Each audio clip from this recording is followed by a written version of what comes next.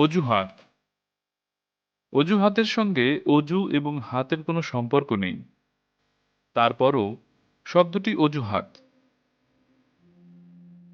ছোটবেলায় একটি ধাঁধা শুনেছিলাম, মানুষের হাত কয়টি? স্বভাবতই উত্তর হচ্ছে দুটি, ডান হাত এবং বাম হাত। কিন্তু উত্তরটি ভুল। ধাঁধাটির সঠিক উত্তর ছিল হাত তিনটি, ডান হাত, বাম হাত এবং অজুহাত। ধাঁধা তো ধাঁধাই, তবে শরীরের সাথে এই অজুহাতের কোনো সম্পর্ক না থাকলেও আসল হাতের চেয়ে আমাদের জীবনে এর ব্যবহার অনেক বেশি। রাস্তার যানবাহন থেকে শুরু করে অফিস আদালত, ব্যবসা প্রতিষ্ঠান, প্রতিটি স্থানেই অজুহাত শব্দটির ব্যাপক প্রচলন রয়েছে। যে কোনো অসঙ্গতি, বিসঙ্গতি বা ত্রুটি বিচ্যুতি ধরতে গেলেই সাথে সাথেই অজুহাত তৈরি হয়ে যায়। কথা দিয়ে কথা না রাখা, এটা আমাদের অনেকেরই চারিত্রিক বৈশিষ্ট্য হয়ে দাঁড়িয়েছে। এক্ষেত্রে এই অজুহাত অত্যন্ত গুরুত্বপূর্ণ ভূমিকা পালন করে। নানান অজুহাতে কথা না রাখতে পারার যুক্তি উপস্থাপনের চেষ্টা করেন অনেকেই। বিশ্বাস অবিশ্বাস তো পরের কথা, কিন্তু উদ্ভট সব অজুহাতের সামনে অনেক সময় চুপ করে থাকতে হয়। কিছুই করার থাকে না, বলারও থাকে না। অজুহাতের ফাঁক বুঝতে পেরে আপন মনেই গজরাতে হয়। আবার বিলম্বে, অর্থাৎ নির্ধারিত সময়ে কোথাও যেতে না পারলে চিন্তার কোনো কারণ নেই। হাজারো অজুহাত রয়েছে। এর মধ্যে প্রধান হচ্ছে ঢাকার যানজট। অফিসে দেরিতে পৌঁছানো, শুটিং স্পটে দেরিতে পৌঁছানো, সাক্ষাতের সময় দেয়া থাকলে সেখানে দেরিতে পৌঁছানো, দাওয়াতে বা পার্টিতে দেরিতে পৌঁছানো, এইসব বিলম্বের ক্ষেত্রে অজুহাতের জন্য বেশি কথা বলার প্রয়োজন হয় না। বললেই হলো রাস্তায় প্রচণ্ড জ্যাম, আসবো কি করে। আবার মুখের উপর দিয়ে মিথ্যা কথা বলাটাকে যারা নীতি বিরুদ্ধ মনে করেন, তারা অবশ্য সাহেবি কায়দায় একটু সরি বলে দেন। তবে এ জাতীয় বিলম্বের ক্ষেত্রে যানজট বা অন্য কোনো কারণে যতই অজুহাত দেখানো হোক না কেন, বিষয়টি দু একটি ব্যতিক্রম ছাড়া মেনে নেওয়া যায় না। কারণ ঢাকা শহরে যানজট হবে, এটাই স্বাভাবিক। সুতরাং আমাদের প্রতিদিনকার কাজগুলোর সঙ্গে রাস্তার জ্যামের সময়টাকে যোগ করে নেওয়াই উত্তম। অন্যথায় যে যতই জ্যামের অজুহাত দেখায় না কেন, অনেকেই এই অজুহাত সম্পর্কিত বক্তব্য গ্রহণ করেন না, বরং অলক্ষ্যে অজুহাত দাতাকে নিয়ে হাসেন। এবার যানবাহনে আসুন। বাস ভাড়ার কথাই ধরা যাক। হঠাৎ করেই ভাড়া বেড়ে গেল, বলা ভালো বাড়ানো হলো। যাত্রীদের ক্ষোভ এবং প্রতিবাদে বাস চালক বা মালিকেরা জানান, গ্যাসের দাম বেড়েছে কিংবা জ্বালানি তেলের দাম বেড়েছে, তাই বাস ভাড়া বেড়েছে। অর্থাৎ ভাড়া বৃদ্ধির অজুহাত তৈরি। তেল বা গ্যাসের দাম বৃদ্ধির সঙ্গে সহনীয় পর্যায়ে ভাড়া বৃদ্ধির কিছুটা যৌক্তিক সম্পর্ক থাকলেও এখানেও সমস্যা রয়েছে। আর তা হচ্ছে অযৌক্তিকভাবে গড়ে সব যানবাহনের ভাড়া বৃদ্ধি। দেখা গেল তেলের দাম বেড়েছে, সুতরাং যেসব গাড়ি গ্যাসে চলে সুযোগ বুঝে তারাও ভাড়া বাড়িয়ে দেয়। আবার দেখা গেল গ্যাসের দাম বেড়েছে, তখন তেল চালিত গাড়িও বাড়তি ভাড়া দাবি করে। অজুহাত একটি, তেলের দাম বৃদ্ধি, নইলে গ্যাসের দাম বৃদ্ধি। সুতরাং এ ধরনের অজুহাত অগ্রহণযোগ্য। রিকশায় আসুন, অজুহাত আছেই। ভাড়া বৃদ্ধির ক্ষেত্রে তাদের তো গ্যাস বা তেলের অজুহাত চলবে না, সুতরাং তাদের রয়েছে ভিন্ন অজুহাত, প্রাকৃতিক অজুহাত। যেমন প্রচণ্ড বাতাস, রিকশা চালাতে কষ্ট হয়েছে, তাই ভাড়া বেশি দিতে হবে। প্রচণ্ড রোদ, সুতরাং কষ্ট বেশি, তাই ভাড়া বেশি দিতে হবে।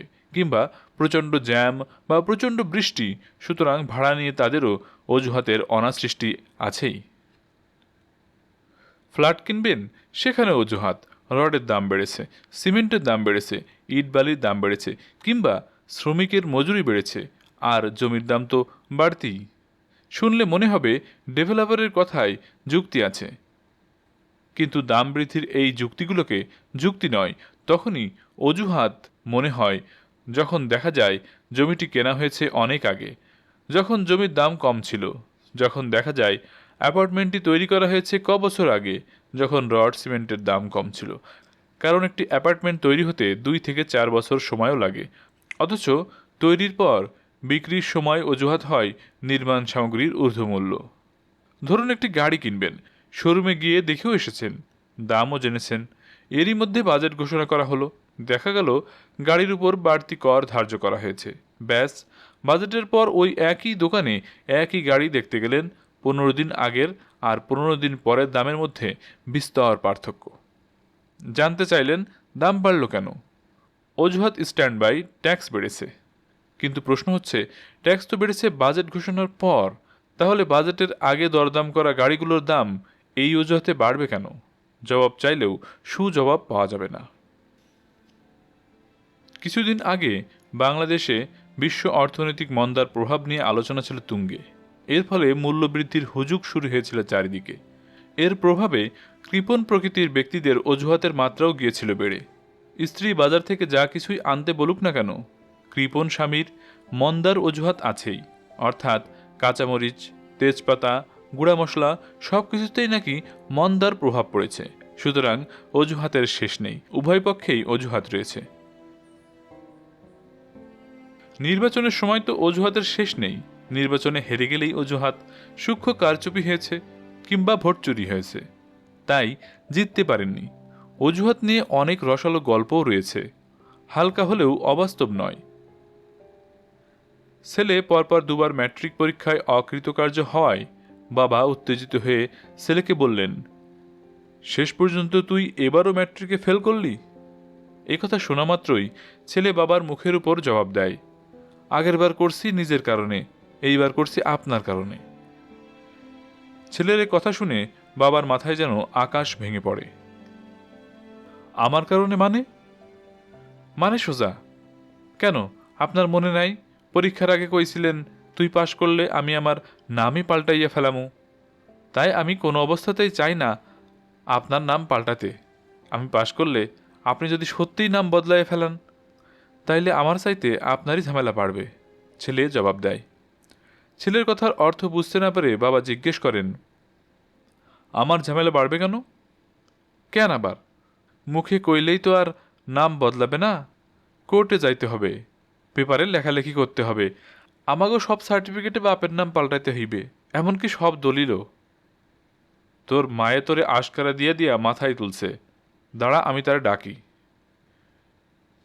এই কামও কইরো না, যদি মারে ডাকো আর এই কথা বলো, সে বলবে তুমি আমারে নষ্ট করছো, আর তুমি বলবা সে করছে। এইভাবে কেউ যখন আমার দায়িত্ব নিবা না, তখন উত্তেজনা চরমে উঠবে, তখন আর মুখে থাকবে না, শেষে ভাঙচুর পর্যন্ত করাবে। আবার কিছু কিছু অজুহাত আছে যেগুলো ক্ষেত্রবিশেষে বেশ যৌক্তিক মনে হয়। এ প্রসঙ্গে একটি ঘটনার উল্লেখ করছি। শোনা ঘটনা হলেও ঘটনাটি নাকি সত্যি। জৈনক বেকার যুবক একটি অফিসে চাকরি পায়। চাকরির নিয়োগপত্র পাওয়ার পর নিয়োগকর্তা তাকে ডেকে পাঠান এবং প্রার্থীকে ধন্যবাদ জানিয়ে নিয়োগকর্তা বললেন, কাল থেকে অফিস শুরু করে দিন। এই ভবনের 16 তলায় আমাদের প্রশাসনিক ভবন, এখানেই আপনি বসবেন। একথা শুনে প্রার্থীর মুখমণ্ডল কেমন যেন ফ্যাকাশে হয়ে যায়। বিষয়টি লক্ষ্য করে নিয়োগকর্তা জিজ্ঞেস করেন, কি ব্যাপার, চাকরি পেলে সবাই খুশি হয়, কিন্তু আপনাকে দেখে মনে হচ্ছে আপনি খুশি হননি? প্রার্থী একটু আমতা আমতা করে বলে, স্যার, চাকরি পেয়ে আমি ঠিকই খুশি হয়েছিলাম, কিন্তু 16 তলায় অফিস করতে হবে শুনে মনটা খারাপ হয়ে গেল। আমার পক্ষে এখানে অফিস করা সম্ভব নয়। কেন? অবাক হয়ে জানতে চাইলেন নিয়োগকর্তা। জীবনের ঝুঁকি রয়েছে, চাকরি চাইতে যান বড় স্যার। তার মানে? স্যার, শুনেছি আমাদের দেশে 14 তলার উপরে আগুন লাগলে তো নেভানোর জন্য কোনো যন্ত্রপাতি নাই, ব্যবস্থাও নাই। পত্রপত্রিকায় পড়েছি 10 তলার উপরে গেলে আগুন নিভানোর প্রধান দায়িত্ব ভবন কর্তৃপক্ষের। বিল্ডিং কোডে নাকি বলাও আছে সব বহুতল বাণিজ্যিক ভবনে বছরে অন্তত 2 বার অগ্নি নির্বাপন মহড়া করা দরকার, আগুন লাগলে যাতে সবাই সজাগ থাকতে পারে। অথচ আমাদের দেশে এইসব হয় না বললেই চলে। শুধু অঘটন ঘটলেই সবাই নড়ে চড়ে ওঠেন, তদন্ত কমিটি হয়। এই কারওয়ান বাজারে বিএইসি ভবনে আর বসুন্ধরা সিটির কথাই ধরুন, কি অঘটনটাই না ঘটল, মানুষ আর সম্পদের কত ক্ষতি হলো। তারপর সবাই নড়ে চড়ে উঠলেন, কিন্তু তারপরের ঘটনা তো আপনি জানেন। দেশবাসীও জানে। কোনো প্রতিকার হয়েছে? হয়নি। সুতরাং আমার চিন্তা হচ্ছে, আমার মতো সবাই যদি নিয়ম নীতি ঠিক না থাকলে উপরে না যায়, নিয়ম করার ব্যাপারে শক্ত অবস্থান নেয়, তাহলে ভবন কর্তৃপক্ষ তাদের অফিসের স্বার্থেই নিয়ম করতে বাধ্য হবে। কারণ মানুষের জন্যই তো ভবন। মানুষ ছাড়া ভবন দিয়ে কি হবে? আর ভূমিকম্পের কাছে কোনো অজুহাতই চলবে না।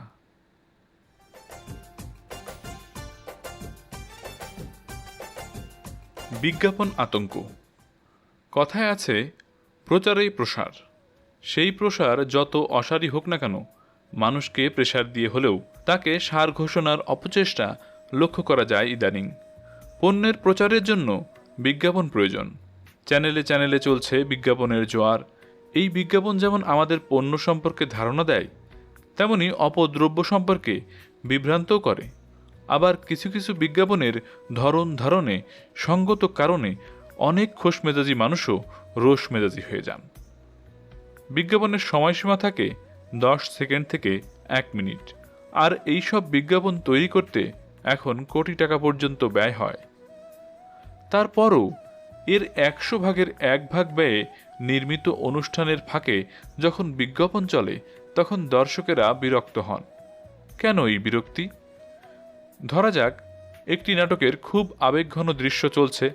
সে সময় হঠাৎ করে চ্যানেল কর্তৃপক্ষের ইচ্ছে অনুযায়ী অনুষ্ঠানটি কেটে বিজ্ঞাপনে চলে গেলেন। সেখানে আবার অন্যরকম দৃশ্য, কেউ নাচছে, কেউ দৌড়াচ্ছে, কেউ লাফাচ্ছে।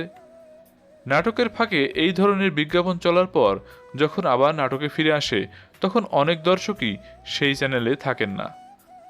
আর কেউ থাকলেও নাটকের সেই আবেগ আর থাকে না। যে কারণে অনেকেই এখন রিমোট টিপে ঘুরতে থাকেন বিভিন্ন চ্যানেলে। রিমোট নিয়ে এই ঘোরাফেরাটা দেশের মধ্যে হলে সমস্যা ছিল, কিন্তু রিমোট টিপতে টিপতে কেউ যখন বিদেশি চ্যানেলগুলোর উপর ভর করেন, তখন কষ্টটা বাড়ে। দর্শকরা কোন ধরনের নাটক বা অনুষ্ঠান দেখতে পছন্দ করেন, প্রচারিত অনুষ্ঠানগুলো সম্পর্কে দর্শকের মূল্যায়ন কি, কোন অনুষ্ঠান দর্শক গ্রহণ করছেন বা করছেন না, তাও বা কজন জানার চেষ্টা করেন। দর্শকদের তোয়াক্কা না করে অনেকে আপন গণ্ডিতে গোল হয়ে নিজের ঢোল বাজাতে ব্যস্ত। আত্মপ্রচার বা আত্মপ্রশংসায় পঞ্চমুখ। এতে কেউ কেউ আত্মতৃপ্তি পেলেও তাদের আত্মসম্মানবোধের অভাবটা প্রকট হয়ে ওঠে। আজকাল অধিকাংশ অনুষ্ঠানই ঢাকা কেন্দ্রিক। ঢাকার বাইরে নিয়মিত অনুষ্ঠান করাটা কষ্টসাধ্য বটে। যে অভিজ্ঞতাটা আমাদের কিছুটা হয়েছে। ইত্যাদির প্রথম দিকে আমরা যেমন অনুষ্ঠানকে স্টুডিওর বাইরে নিয়ে যাই, তেমনি 2005 থেকে ইত্যাদির দর্শক পর্বকে আমরা ঢাকার বাইরে নিয়ে যাই। দেশের অধিকাংশ বিশ্ববিদ্যালয় ও শিক্ষা প্রতিষ্ঠানে এই পর্বটি ধারণ করি এবং এই কার্যক্রম শেষ হয় টেকনাফ থেকে তেঁতুলিয়ায় গিয়ে। এরপর আমরা ইত্যাদির মূল অনুষ্ঠানই দর্শক সহ দেশের বিভিন্ন স্থানে ধারণ করা শুরু করি। এক্ষেত্রে কোনো স্থানের কোনো মাঠকে গুরুত্ব না দিয়ে আমাদের সভ্যতা, সংস্কৃতি, ইতিহাস, ঐতিহ্য, সর্বোপরি প্রত্নতাত্ত্বিক গুরুত্বপূর্ণ স্থানগুলোকে অগ্রাধিকার দিয়ে থাকি এবং এই কাজটি আমরা শুরু করি 2008 থেকে। আমাদের আনন্দ এটুকুই, আজকাল অনেকেই এই ধারণায় অনুষ্ঠান শুরু করেছেন। এই জাতীয় অনুকরণকে সাধুবাদ জানাতেই হয়। তবে বিষয়বস্তু বা অনুষ্ঠানের আঙ্গিক নকল করাটা ঠিক নয়। এই কাজটি নিন্দনীয়ও।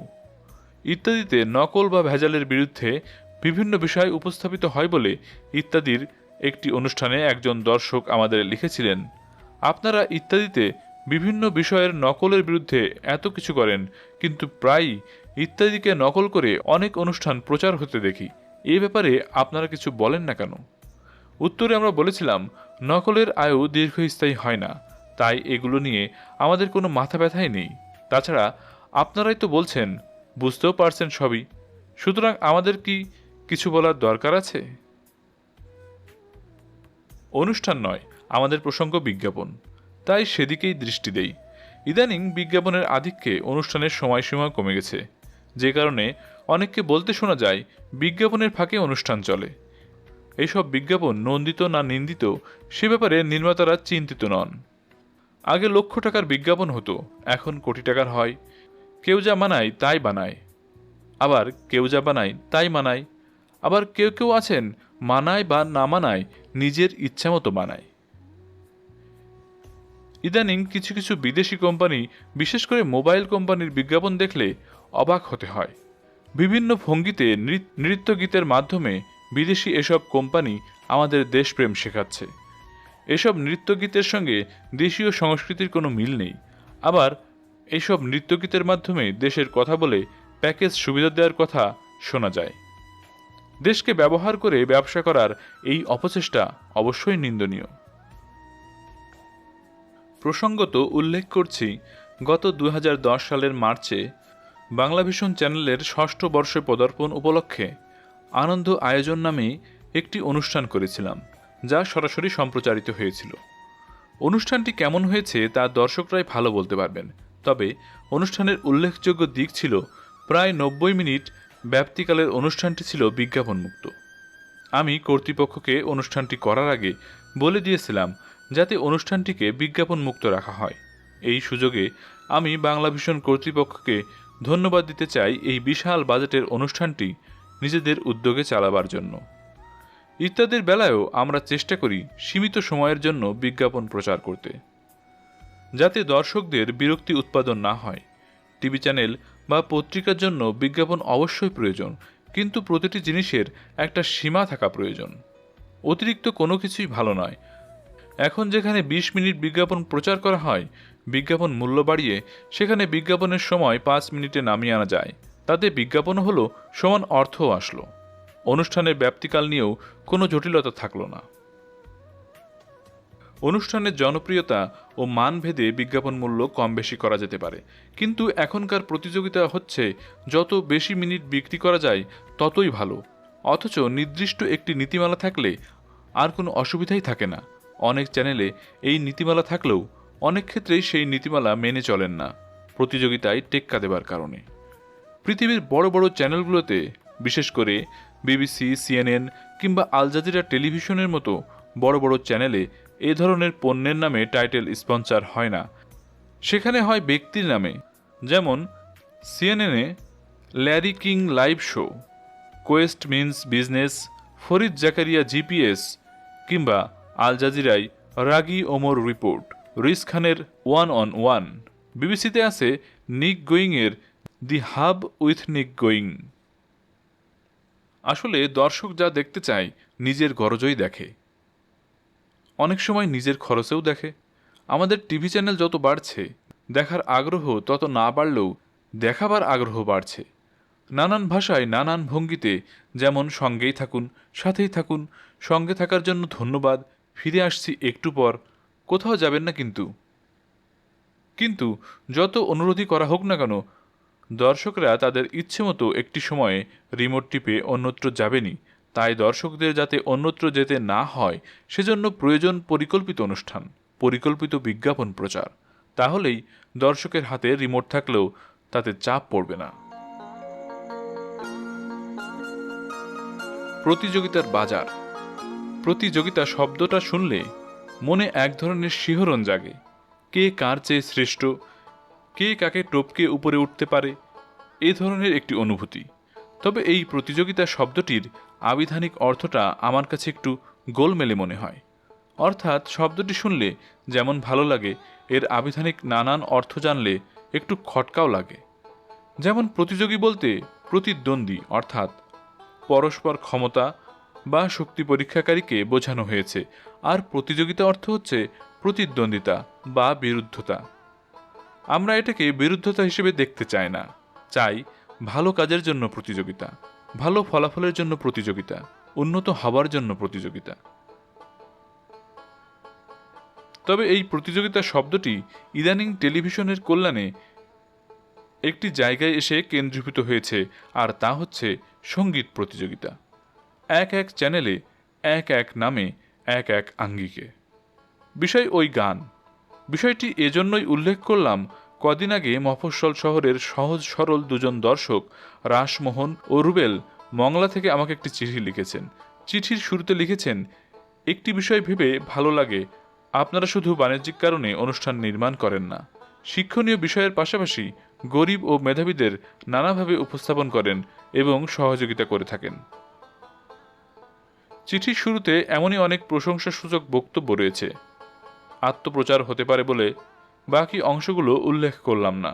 তবে এই পত্রলেখকের পত্র লেখার উদ্দেশ্য ছিল ভিন্ন।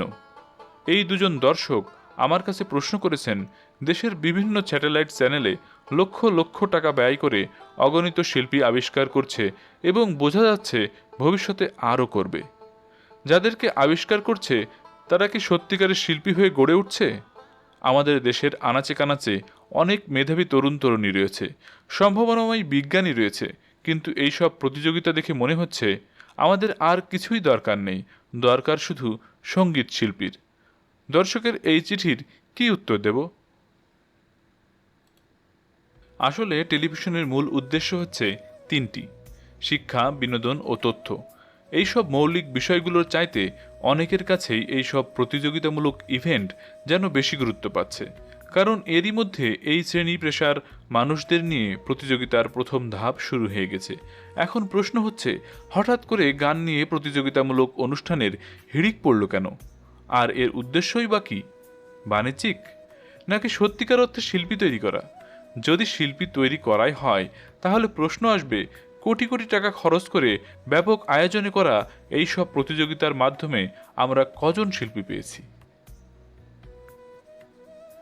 ইতিমধ্যে লক্ষ লক্ষ টাকা পুরস্কার দিয়ে দেশের বিশিষ্ট ব্যক্তি বলে খ্যাত মানুষের সগর্ব উপস্থিতিতে যে শিল্পীদের পেয়েছি, তাদের বর্তমান অবস্থাই বা কী? কোনো দর্শককে যদি এইসব প্রতিযোগিতায় বিজয়ী হওয়া প্রথম 10 জনের মধ্যে প্রথম 3 জনের নামও জিজ্ঞেস করা হয়, সবাই কি বলতে পারবেন? প্রিয় পাঠক, মনে মনে চেষ্টা করে দেখুন না, পারেন কিনা।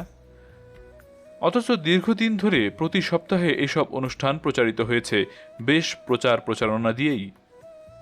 পক্ষান্তরে পত্রপত্রিকায় প্রতিযোগিতার 2-1 জন শিল্পীর আচরণ ও চরিত্র নিয়ে যেসব সংবাদ প্রকাশিত হয়েছে তা হতাশাব্যঞ্জক। অথচ এদের দীর্ঘদিন ক্যাম্পে রেখে শিল্পী হিসেবে ভবিষ্যতে চলার পথের নানান শিক্ষা দেওয়া হয়েছে বলে শোনা যায়। টিভিতে দেখেছি অনেকে বলেছেন প্রতিযোগীদের আদব কায়দাও শেখানো হয়েছে। এর প্রসঙ্গ থাক, এবারে প্রশ্ন আসে, এই প্রতিযোগিতাগুলোর উৎস কোথায়? এগুলো কি আদৌ মৌলিক চিন্তার কোনো অনুষ্ঠান? স্বভাবতই কেউ প্রশ্ন করতে পারেন, প্রতিযোগিতা তো প্রতিযোগিতাই, এতে মৌলিক চিন্তা কি? আছে, মৌলিক চিন্তা হচ্ছে এর কাঠামো, বিষয়বস্তু, উপস্থাপনা ও পরিবেশনার মৌলিকতা। মূলত আমেরিকান আইডল, ব্রিটিশ আইডল থেকে কপিরাইট নিয়ে ভারতের টেলিভিশন চ্যানেলে শুরু হয় ইন্ডিয়ান আইডল। প্রথমোক্ত দুটি সম্পর্কে অনেকের স্পষ্ট ধারণা না থাকলেও ইন্ডিয়ান আইডলের ব্যাপক জনপ্রিয়তার কারণে এখানে হয়তো অনেকের মধ্যে এই জাতীয় প্রতিযোগিতা অনুষ্ঠানের ভাবনা আসে। ভাবনা যখন বাস্তবে রূপ নেয়, তখন দেখা যায় বিচারকদের সংখ্যা থেকে শুরু করে প্রতিযোগী নির্বাচন, প্রতিযোগীর প্রতিক্রিয়া সবকিছুই ইন্ডিয়ান আইডলের অনুকরণে হচ্ছে। প্রথম প্রথম যে কোনো নতুন আয়োজনই ভালো লাগে, তাই ইন্ডিয়ান আইডলের সঙ্গে সামঞ্জস্য থাকলেও দর্শকরা অনুকরণের বিষয়টি নিয়ে ভাবেননি। প্রথমত অনুষ্ঠানটির সার্থকতা উদ্যোক্তাদের এবং অন্যদের বোধ করি এই জাতীয় অনুষ্ঠানে আগ্রহী করে তোলে। শুরু হয় প্রতিযোগিতার বাজার, বলা যায় গানের বাজার। ফলে যা হবার তাই হয়েছে। বিষয় বৈচিত্র্যহীন একই আঙ্গিকে অনুষ্ঠান হওয়ায় ইন্ডিয়ান আইডলের পরবর্তী পর্বগুলো যেমন দর্শকদের আকর্ষণ করেনি, তেমনি আমাদের দেশের 2-1টি ছাড়া ভিন্ন ভিন্ন নামে বিভিন্ন সঙ্গীত বিষয়ক প্রতিযোগিতাও দর্শকদের সেভাবে টানতে পারেনি। কিন্তু বর্তমানে যেভাবে এর শাখা প্রশাখা বিস্তৃত হচ্ছে, এখনই যদি এসব নিয়ে নতুনভাবে চিন্তাভাবনা না করা হয়, তাহলে আগামীতে হয়তো টেলিভিশনে দর্শক শুধু খবর আর ইভেন্টই দেখবেন। দেশের নানান সমস্যা, সম্ভাবনা, দেশ গড়ার লক্ষ্য নিয়ে গঠনমূলক অনুষ্ঠানের সংখ্যা কমে যাবে। মনে রাখতে হবে, আমাদের দেশে অনেক প্রতিভাবান শিল্পী রয়েছে যারা এসব প্রতিযোগিতার মাধ্যমে আসেননি। সাবিনা ইয়াসমিন, রুনা লায়লা, আব্দুল জব্বার, সৈয়দ আব্দুল হাদি, শাহনাজ রহমতুল্লাহ, অ্যান্ড্রু কিশোরদের মতো অনেক শিল্পী রয়েছেন যারা কেউ প্রতিযোগিতার মাধ্যমে শিল্পী হননি। লতা মঙ্গেশকর এইসব প্রতিযোগিতা নিয়ে বলেছিলেন, ট্যালেন্ট কখনো হান্ট করা যায় না, এটা ঈশ্বর প্রদত্ত। আর মৌলিক চিন্তার প্রতিযোগিতামূলক অনুষ্ঠান এদেশে যে হয়নি তা নয়, হয়েছে, এবং অত্যন্ত সফলতার সঙ্গে হয়েছে। বাংলাদেশ টেলিভিশনের নতুন কুড়ি অনুষ্ঠান। যে অনুষ্ঠানের মাধ্যমে বেরিয়ে এসেছে আজকের অনেক তারকা শিল্পী, যেখানে লক্ষ লক্ষ টাকার পুরস্কার ছিল না, ছিল না গাড়ি বাড়ি, একটি প্রশংসাপত্র ও একটি ক্রেস্ট দেয়া হতো যার মূল্য এই লক্ষ লক্ষ টাকার চাইতেও অনেক বেশি। এছাড়াও নতুন কুড়ির শিল্পীদের কয়েক মাসব্যাপী ক্যাম্পেও রাখা হতো না, ফলে প্রতিযোগিতায় অংশগ্রহণ করতে গিয়ে তাদের লেখাপড়ারও তেমন ক্ষতি হতো না। সে সময় টিভিতে সীমিত সুবিধা নিয়ে নতুন কুড়ির মতো মৌলিক চিন্তার অনুষ্ঠান হতে পারলে, এই উন্নত প্রযুক্তির যুগে চাহিদা অনুযায়ী সুবিধাবাদী থাকা সত্ত্বেও কেন মৌলিক চিন্তার নতুন নতুন অনুষ্ঠান করা যাবে না? আমরা তো চ্যানেলগুলোতে অনেক মৌলিক চিন্তার নতুন নতুন অনুষ্ঠান দেখছি। তাছাড়া আমাদের দেশে অনেক প্রতিভাবান মেধাবী নির্মাতা রয়েছেন, শুধু আয়োজকদের একটুখানি ইচ্ছাই যথেষ্ট।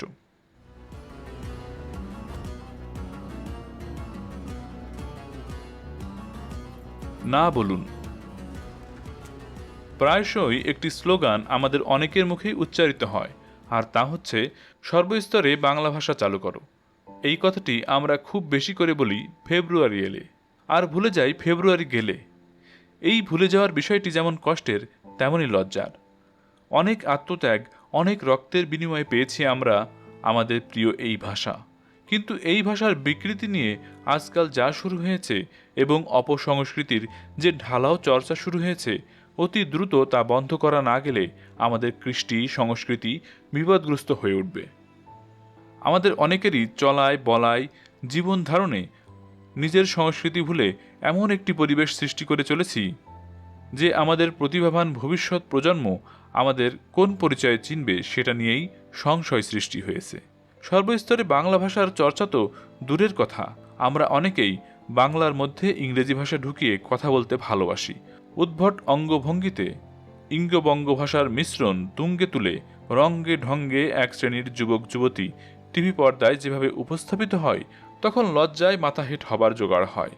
আরও লজ্জার বিষয় হচ্ছে, এইসব ভাষায় কথা বলে আবার ২১-এর মাসে যখন এদেরই বলতে শুনি, আসুন আমরা ২১-এর চেতনা বুকে ধারণ করি। এমনই স্ববিরোধী ও দ্বৈতসত্তার মানুষ আমাদের সমাজে অনেক আছে, যাদের মনের কথা এবং মুখের কথা এক নয়। এদের মুখ একটা হলেও মুখোশ থাকে অনেক। ইত্যাদির ঈদ অনুষ্ঠান সহ প্রায় প্রতিটি অনুষ্ঠানেই আমরা ভাষার বিকৃতি, ইংরেজি বাংলা মিশিয়ে খিচুড়ি ভাষার প্রয়োগ, বাংলা ভাষার বিকৃত উচ্চারণ, এই সব নিয়ে নিয়মিত অনুষ্ঠান করেছি এবং এখনও করছি। অত্যন্ত আনন্দের বিষয় যে দিন দিন প্রযুক্তির উন্নতি হচ্ছে। প্রযুক্তিগত দিক থেকে সব অঙ্গনের মতো সাংস্কৃতিক অঙ্গনও সমৃদ্ধ হচ্ছে। কিন্তু সেই প্রযুক্তির ব্যবহার করে আমরা কি নিজের মাতৃভাষাকে এমনই দুর্বোধ্য ও অপসংস্কৃতির আদলে প্রকাশ করব? আমাদের প্রতিভাবান যুবক সমাজকে বিপদগামী করে তুলব? এর প্রধান কারণ হচ্ছে অনুকরণ প্রিয়তা এবং সৃজনশীলতার অভাব। শ্রদ্ধেয় লোহানী ভাইয়ের একটি উক্তি এ প্রসঙ্গে উল্লেখ করতে চাই। তিনি বলতেন, যিনি বাংলা ভালো জানেন তিনি কখনোই ইংরেজি ভাষার মিশ্রণে কথা বলেন না, কারণ তার মধ্যে অফুরন্ত শব্দভাণ্ডার থাকে, আর যারা দুটোই কম জানে তারাই এই ধরনের মিশ্রণ ঘটায়। আর অন্ধ অনুকরণ প্রসঙ্গে আমরা ইত্যাদিতে বহুবারই বলেছি, একমাত্র পার্শ্ববর্তী দেশ ভারত ছাড়া পৃথিবীর কোথাও দুই ভাষার মিশ্রণে কোনো প্রচার মাধ্যমে এভাবে কেউ উদ্ভট ভঙ্গিতে কথা বলে না। ফ্রান্স, রাশিয়া, আমেরিকা, ব্রিটেন, এমনকি আরব দেশের টিভি চ্যানেলগুলোতেও তারা তাদের ভাষায় কথা বলে। শুধুমাত্র পার্শ্ববর্তী দেশ অর্থাৎ ভারতে এই ধরনের মিশ্রিত ভাষা দেখা যায়, কারণ তাদের অনেকগুলো ভাষা এবং হিন্দির পাশাপাশি ইংরেজিও তাদের দ্বিতীয় ভাষা।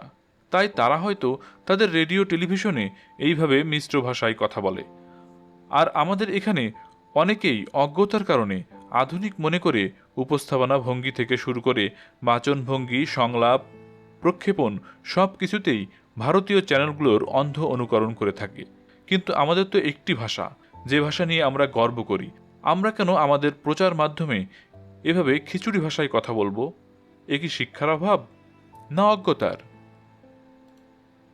শুধু তাই নয়, আজকাল কিছু কিছু নাটকে ভাষার বিকৃত ব্যবহার, অশ্লীল শব্দের প্রয়োগও আমাদের যুব সমাজকে অন্ধকারের দিকে ঠেলে দিচ্ছে। আঞ্চলিক নাটকে আঞ্চলিক ভাষার ব্যবহার ঠিক আছে, কিন্তু এটা তো আঞ্চলিক ভাষা নয়, এক ধরনের খিচুড়ি ভাষা। কেউ কেউ যুক্তি দিতে চেষ্টা করেন এটাই নাকি বাস্তব, এভাবেই নাকি মানুষ তার বাস্তব জীবনের কথা বলে, তাই নাটকে বাস্তবতায় আনতে হবে। মানুষ যখন নিজেদের মধ্যে কথা বলে তখন নিজেদের মতো করে কথা বলে, কিন্তু লাখ লাখ মানুষ ডেকে আনুষ্ঠানিকভাবে কোথাও কথা বললে এই ভাষায় কথা বলে না। টিভি তো লাখ লাখ মানুষ দেখছে, সুতরাং সেখানে এই ধরনের বিকৃত ভাষা কোনো ক্রমেই গ্রহণযোগ্য নয়।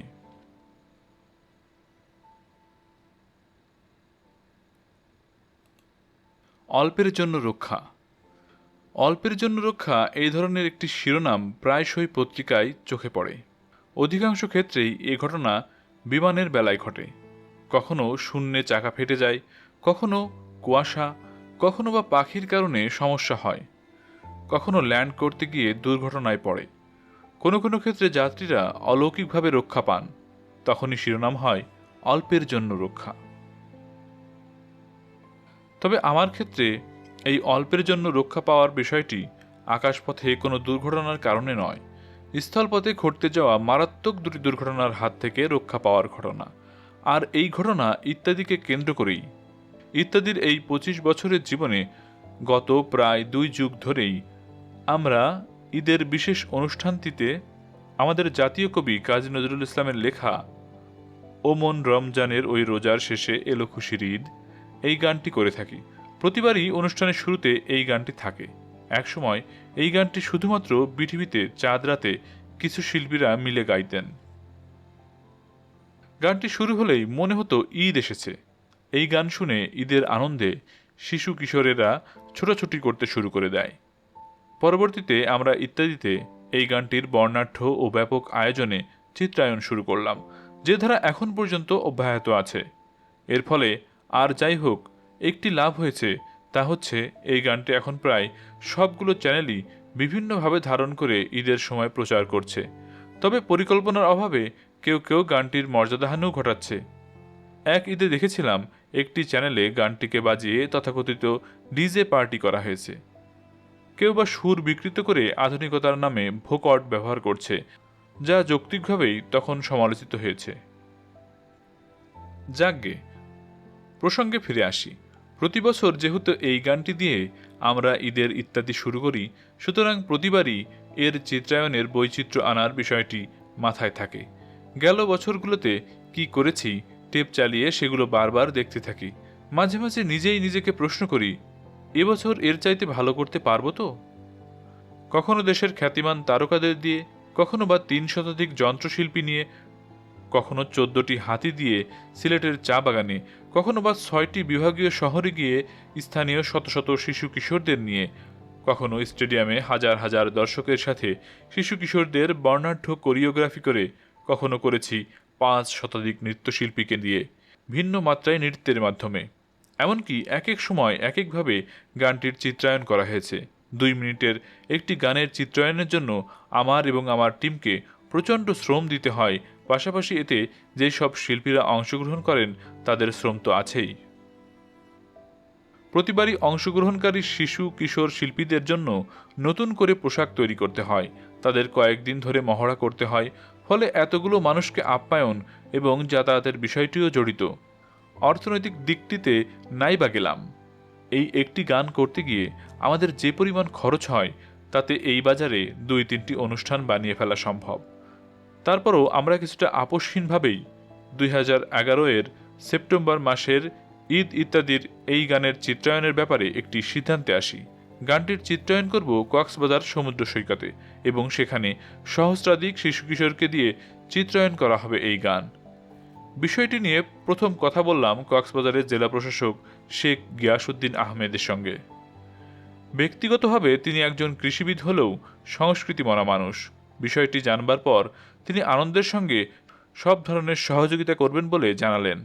তার আশার বাণী আমাকে আশান্বিত করল।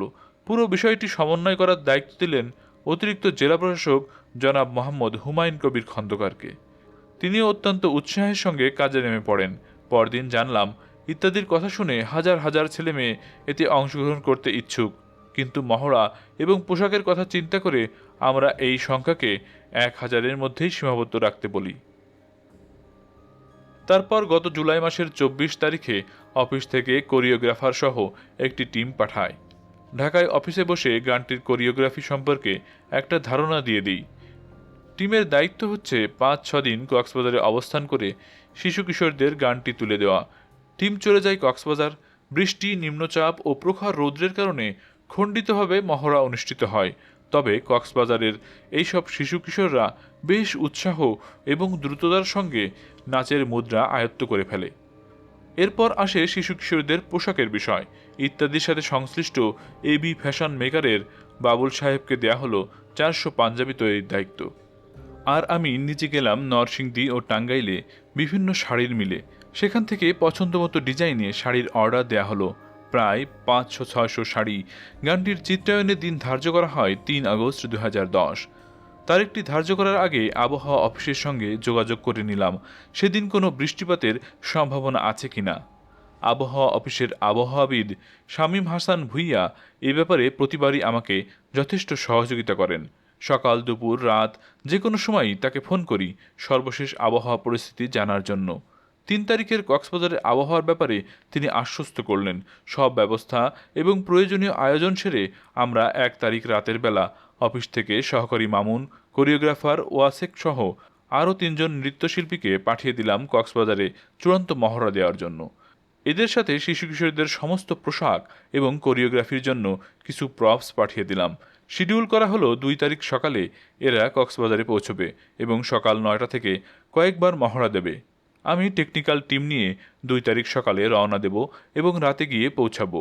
যথারীতি ৩ তারিখ সকাল ৭টা থেকে চিত্রায়ন শুরু হবে। এ পর্যন্ত সবকিছুই ঠিকঠাক মতো এগোচ্ছিল।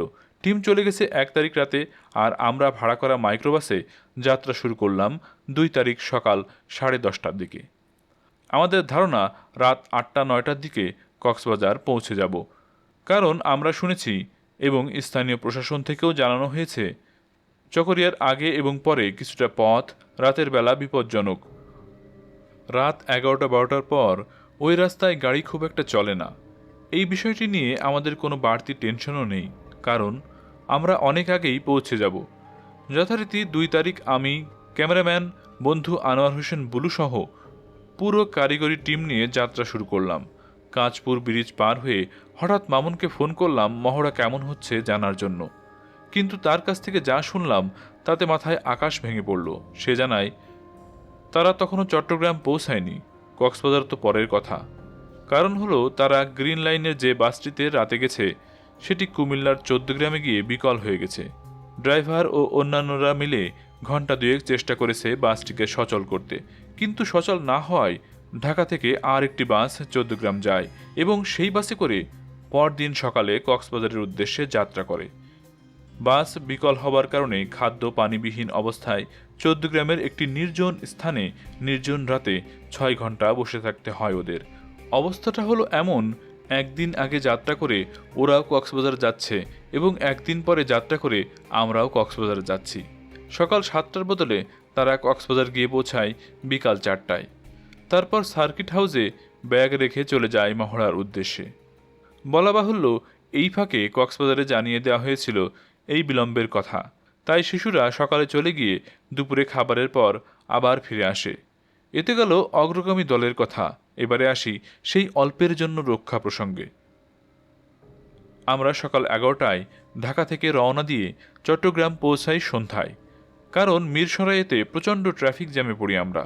চট্টগ্রাম সিটি গেট থেকে ৭টার সময় যাত্রা শুরু করে আমরা যখন কর্ণফুলী ব্রিজের কাছে যাই তখন ঘড়িতে রাত ১০:৩০। অথচ আমাদের কক্সবাজার পৌঁছানোর কথা রাত ৯টায়। সিটি গেট থেকে কর্ণফুলী ব্রিজে এতটা সময় লাগার কারণ হচ্ছে সেদিন অর্থাৎ ২ আগস্ট ২০১০ চট্টগ্রাম বিশ্ববিদ্যালয়ে গণ্ডগোল হয়। সেই গণ্ডগোলের রেশ চট্টগ্রাম শহরেও ছড়িয়ে পড়ে।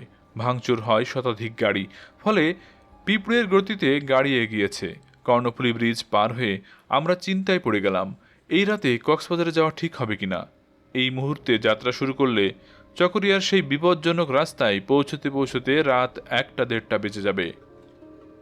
আর তখনই হচ্ছে ওই এলাকার ডাকাতির সময় শুরু, যা চলতে পারে ভোর রাত অবধি।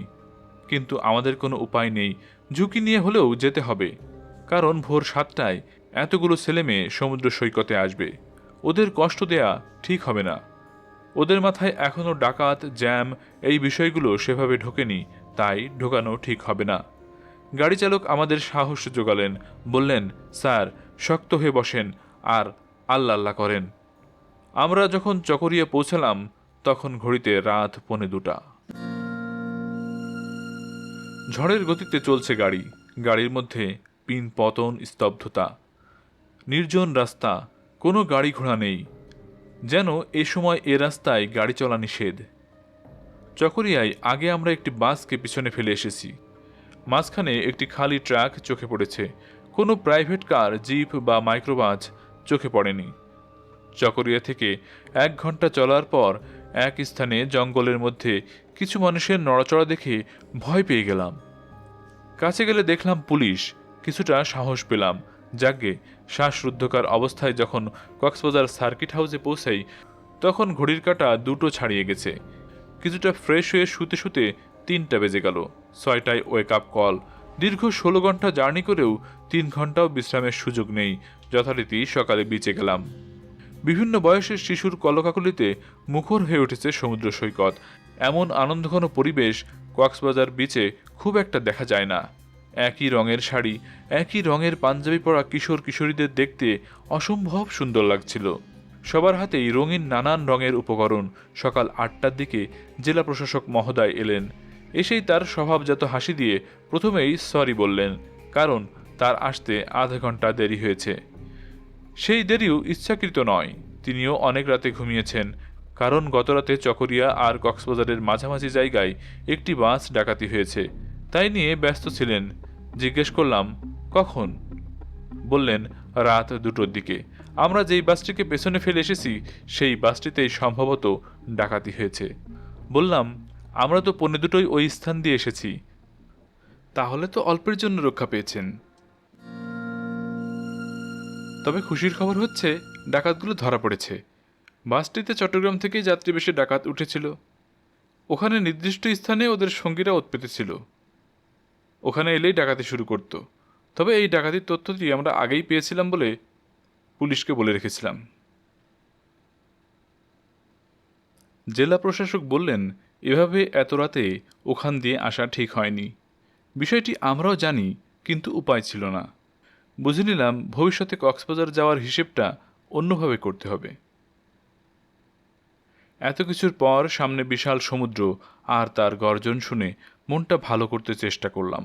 অগ্রগামী দলের আগাম মহড়ার কারণে খুব দ্রুততার সঙ্গে ধারণ শেষ করলাম।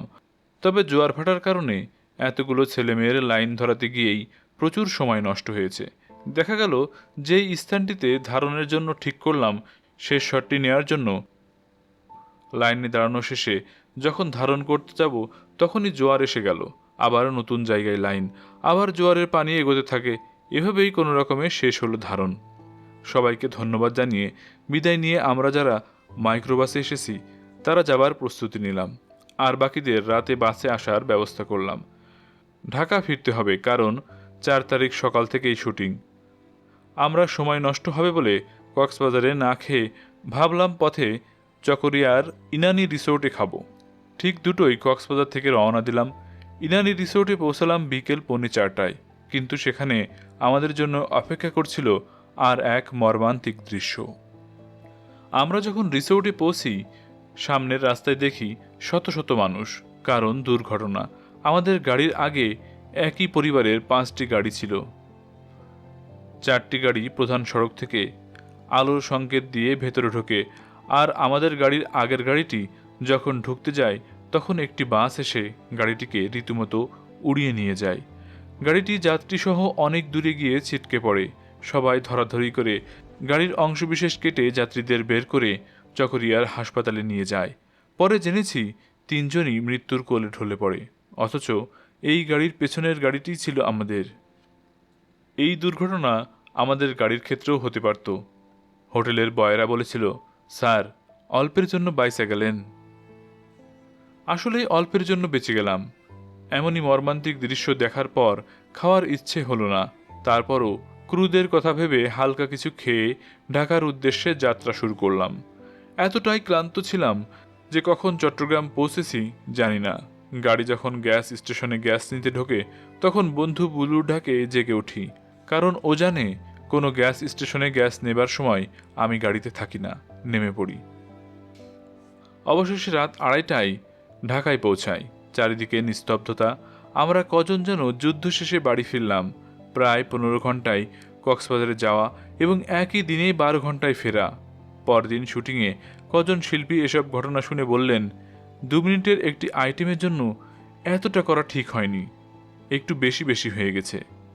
আরেকজন শিল্পী বললেন, এজন্যই ডিশের সংযোগ বিচ্ছিন্ন করে মানুষ ইত্যাদি দেখে, বহু বছর ধরে দেখছে, দেখবেও।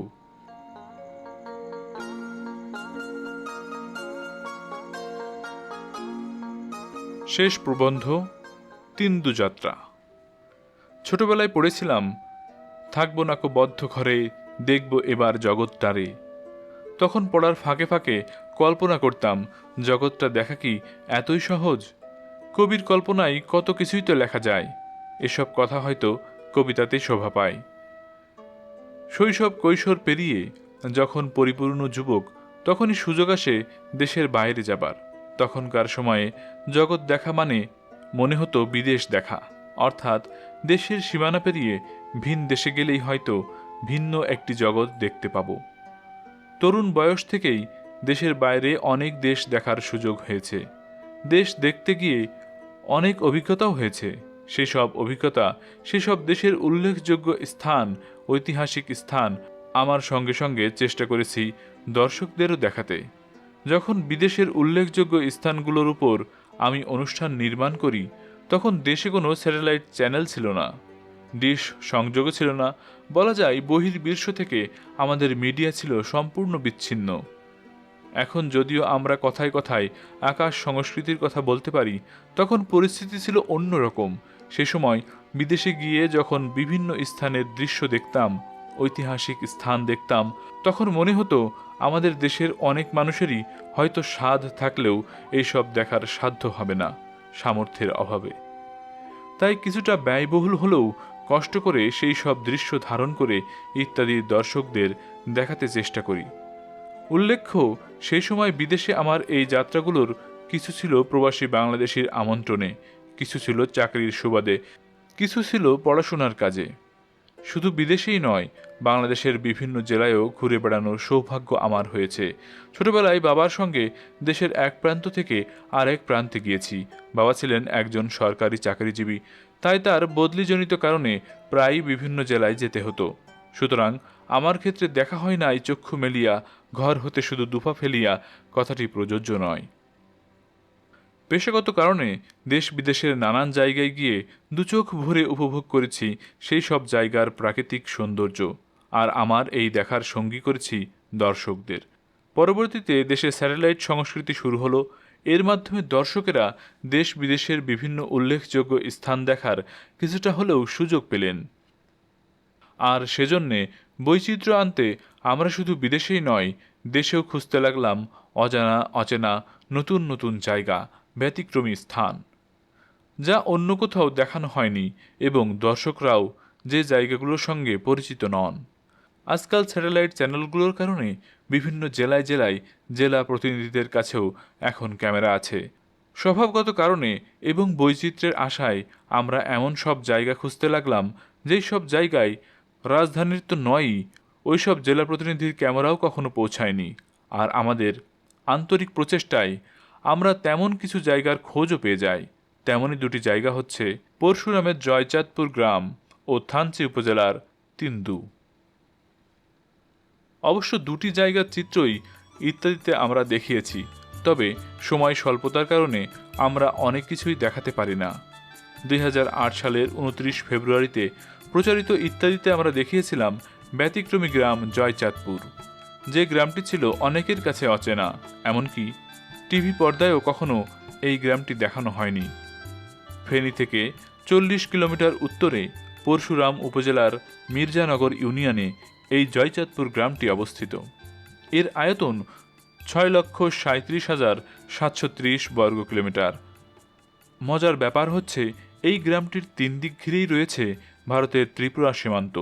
জয়চাঁদপুর গ্রামের পশ্চিমে হচ্ছে ভারতের ত্রিপুরা রাজ্যের দুর্গাপুর গ্রাম। উত্তর ও পূর্ব দিকে রয়েছে ত্রিপুরার চম্পকনগর এবং দক্ষিণে বাংলাদেশের সত্যনগর গ্রাম। এই গ্রামটির অবস্থান অনেকটা কলস আকৃতির।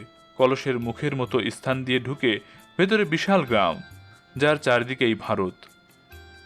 আমরা জানি একটি গ্রামে শত শত পরিবার বসবাস করেন, কিন্তু অবিশ্বাস্য হলেও সত্য, বাংলাদেশের এই একটি গ্রামে শুধুমাত্র একটি পরিবার বসবাস করেন, যার সদস্য সংখ্যা হচ্ছে মাত্র 2 জন।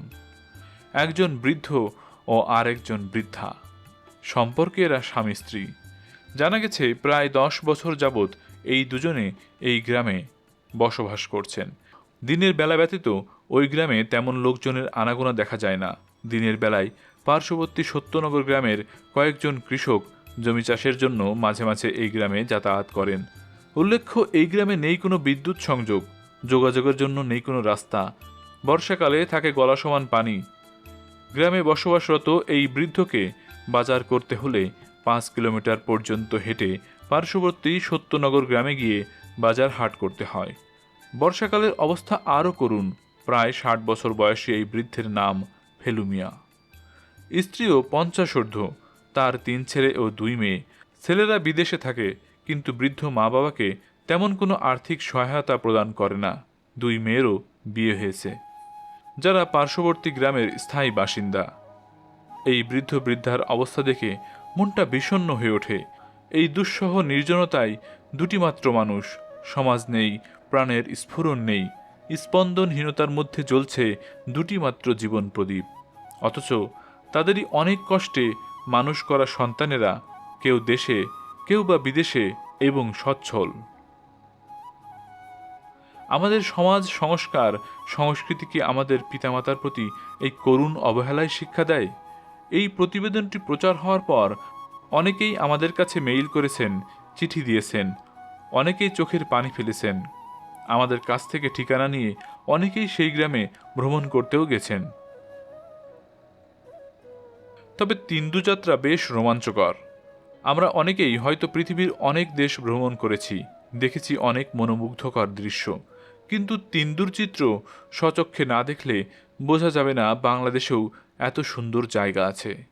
2008 সালের 29 আগস্ট প্রচারিত ইত্যাদিতে তিন্দুর উপর প্রতিবেদনটি প্রচার করা হয়। তিন্দুর অসাধারণ প্রাকৃতিক সৌন্দর্য সবাইকে মুগ্ধ করে। অনুষ্ঠানটি প্রচারের পর দেশের বিভিন্ন স্থানের দর্শক ও শিল্প সংস্কৃতির অঙ্গনের বিভিন্ন মানুষের প্রতিক্রিয়াতে আমাদের তাই মনে হয়েছে। বাস্তবে তো নয়ই, এমনকি টেলিভিশন পর্দায় এই স্থানটি কখনো দেখা যায়নি। বান্দরবন জেলার থানচি উপজেলার অধীনে শঙ্খ নদীর পাড়ে অবস্থিত তিন্দু একটি ইউনিয়ন। তিন্দু যাওয়ার পথটিও বেশ কষ্টসাধ্য। প্রথমে বান্দরবন জেলা সদর থেকে গাড়িযোগে 80 কিলোমিটার দূরে থানচি উপজেলায় যেতে হবে। সেখান থেকে এক কাঠের নৌকায় 7 থেকে 10 ঘন্টা লাগে তিন্দু পৌঁছাতে। স্বভাবতই প্রশ্ন আসতে পারে, এক কাঠের নৌকা কেন? যেহেতু শঙ্খ নদীর পুরো পথটা জুড়েই সব বড় বড় পাথরের খণ্ড রয়েছে, তাই জোড়া দেওয়া কাঠের নৌকো এখানে চলতে পারে না। পাথরের সঙ্গে ঘর্ষণের ফলে জোড়া খুলে নৌকা ভেঙে যেতে পারে। এ কারণেই বিশাল বিশাল গাছ দিয়ে নদী চলাচলের জন্য এক কাঠের নৌকা ব্যবহার করা হয়। তিন্দু যাবার যাত্রাপথের সব কষ্টই আনন্দের হয় যখন এর চারিদিকের দৃশ্য চোখে পড়ে। চারিদিকের নয়নাভিরাম দৃশ্য। তিন্দু থেকে 30 মিনিট নৌপথে গেলেই চোখে পড়ে পাথরকুঞ্জ। এই নির্জন পাহাড়ি এলাকার এই চমৎকার নৈসর্গিক দৃশ্য পৃথিবীর অনেক স্থানের চাইতেও সুন্দর। এখানে রয়েছে বিশাল আকৃতির বিস্ময়কর সব পাথর। মূলত এসব পাথরই নদীর পানি প্রবাহের গতিরোধ করে রেখেছে হাজার হাজার বছর ধরে। পাহাড়ের মধ্য দিয়ে জোয়ার ভাটাবিহীন এই শঙ্খ নদীর বুক চিড়ে কোনোভাবে এই এক কাঠের নৌকা চলাচল করে। বর্ষায় পাহাড় থেকে নেমে আসা পানির কারণে ভয়ঙ্কর রূপ ধারণ করে এই নদী। এই এলাকার উপজাতিদের বিশ্বাস, দেবতারা অবতরণ করে এসব পাথরের মধ্যে। এই বিশ্বাসে অনেকে এখানে পূজাও করেন। অদ্ভুত সুন্দর এই পাথরকুঞ্জের পাথরগুলোর বিভিন্ন নামও রয়েছে। কোনোটির নাম রাজা পাথর, কোনোটি মুকুট পাথর, কোনোটি জাহাজ পাথর, কোনোটি বা কলসি পাথর। পাথরকুঞ্জ পার হয়ে তিন্দু যাওয়ার সময় কোথাও কোথাও পাথরের কারণে নৌকা থেকে নেমে যেতে হয়, নৌকাকে টেনে তুলতে হয় পাথরের উপর দিয়ে। অবশ্য ফেরার সময় এতটা সময় লাগে না। প্রায় 7 ঘন্টা নৌকাপথে পাথর ডিঙিয়ে আমরা পৌঁছেছি তিন্দুতে। বাংলাদেশ ও মিয়ানমার সীমান্তবর্তী ইউনিয়ন হচ্ছে তিন্দু। এর আয়তন 1,32,000 একর। কারো কারো মতে তিন্দুই হচ্ছে বাংলাদেশের সবচাইতে বড় ইউনিয়ন। অথচ এত বিশাল আয়তনের ইউনিয়ন হলেও এখানে ভোটার সংখ্যা মাত্র 2040 জন। অথচ এখানে রয়েছে 9টি ওয়ার্ড। এক একটি ওয়ার্ডে রয়েছে অনেকগুলো পাড়া। যেমন 1 নং ওয়ার্ডে রয়েছে 12টি পাড়া। অবিশ্বাস্য হলেও সত্যি, এই ইউনিয়নের চেয়ারম্যান নির্বাচিত হয়েছেন মাত্র 816 ভোটে, আর ওয়ার্ড মেম্বার নির্বাচিত হয়েছেন মাত্র 60 ভোটে। দেশের আর কোথাও এত কম ভোটে ইউনিয়ন পরিষদের চেয়ারম্যান মেম্বার নির্বাচিত হয়নি বলে জানিয়েছেন বান্দরবান জেলা নির্বাচন অফিস। তবে শুধু দেশেই নয়, বিশ্বের আর কোথাও এত কম ভোটে জনপ্রতিনিধি নির্বাচিত হওয়ার কোনো নজির আছে বলে আমার জানা নেই। নির্বাচনের সময় কোনো কোনো এলাকায় ভোটাররা একদিন আগে ভাত এবং খাবার নিয়ে দিনভর হেঁটে কেন্দ্রে এসে রাত্রি যাপন করেন। পরের দিন ভোট দিয়ে একদিন পায়ে হেঁটে নিজের পাড়ায় যান। দেশের অন্য সব ইউনিয়নের সঙ্গে তিন্দুর তেমন কোনো মিল নেই। এখানে নেই কোনো বাঙালি পরিবার, নেই কোনো সমতল ভূমি। এলাকার কৃষি পণ্য হচ্ছে পাহাড়ে উৎপাদিত তিল, তুলা, আদা, হলুদ ইত্যাদি। তবে এই এলাকার অধিবাসীরা পাহাড়ে জুম চাষের উপর নির্ভরশীল। এলাকার যোগাযোগ ব্যবস্থা হচ্ছে পাহাড় থেকে পাহাড়ে হাঁটার কাঁচা রাস্তা। সামান্য নদীপথ থাকলেও এক কাঠের নৌকা ছাড়া কিছুই চলতে পারে না। এদের সাংস্কৃতিক কর্মকাণ্ড ও বিনোদনের ব্যবস্থা সম্পর্কে স্থানীয় সাংবাদিক AKM জাহাঙ্গীর জানান, ওরা আপন সংস্কৃতি নিয়েই আছে। ওদের ঐতিহ্যগত যে সমস্ত আচার অনুষ্ঠান আছে, বিনোদন হিসেবে সেটি তারা পালন করে। আধুনিক সভ্যতার যে সমস্ত বিনোদন মাধ্যম আছে, যেমন টেলিভিশন, VCR, এগুলো ওখানে পৌঁছায়নি।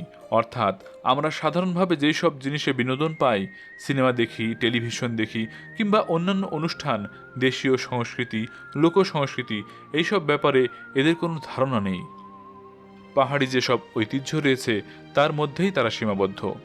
স্থানীয়দের সাথে কথা বলে জানতে পারলাম, এখানে পুরো ইউনিয়ন জুড়ে 7-8টি টেলিভিশন সেট রয়েছে, তাও আবার সাদা কালো, এবং গ্রামের কয়েকটি স্বাবলম্বী পরিবারের কাছেই তা রয়েছে। কিন্তু তাতে বিটিভি বা অন্য কোনো চ্যানেল দেখা যায় না। শুধুমাত্র ভিসিডি দেখার কাজেই এই সব ব্যবহৃত হয়।